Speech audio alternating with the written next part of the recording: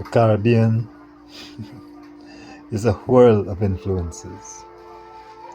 Everybody has come here, I swear.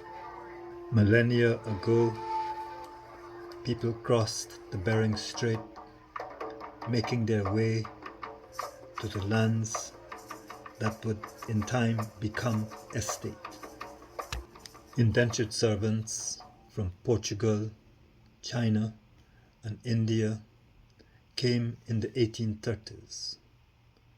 Indians, who proved the most viable, were seen as scabs by the recently freed descendants of Africans enslaved here for hundreds of years. In the period after the so-called discovery, the Portuguese, the French, the Dutch, the English, and the Spanish would come to fight wars that would seal our fate as a cartography of human and resource exploitation. And so, still, from all over Europe would come mercenaries marauding and missionaries misleading. The Swiss, the Germans, and at least one Dane came in search of fortune and fame. All these influences bear on the consciousness of the people here and are reflected in the art made by an outwardly looking people. Caribbean art, if it is anything at all, is everything all.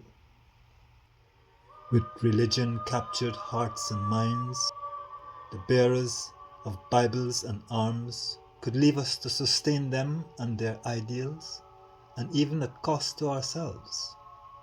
It was not us who were compensated. It was the beneficiaries of the free labor of 20 million people for hundreds of years who were.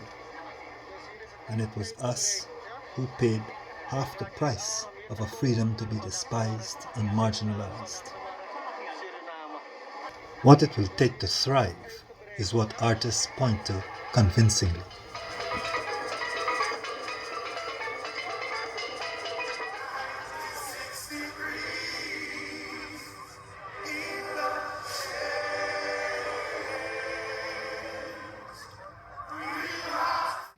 Enough, you get born. As artists, that's what you'll learn in this Caribbean art world. Magic. Magic is what is demanded of our artists. We don't recognize the value of art, is what the late LeRoy Clarke said of us. Teaching from right out of school or reaching for something else is how people stay themselves. Sufficiently significant for representation in art, barrels of imported commodities and preferences are a mainstay of Caribbean life. A life in which artists are often reluctant entrepreneurs, but who celebrate entrepreneurship, particularly in women, all ethnicities of whom have a long tradition dating back to before their ancestors arrived here. These virtual poems to the vendor, prominently represented in art everywhere in the region, are celebrated for their uncanny ability to make life out of 2 tomatoes and a plantain. They have been the backbone of the working class and have thrown up prominent members of society. One of the more powerful and much loved current woman prime ministers amongst them.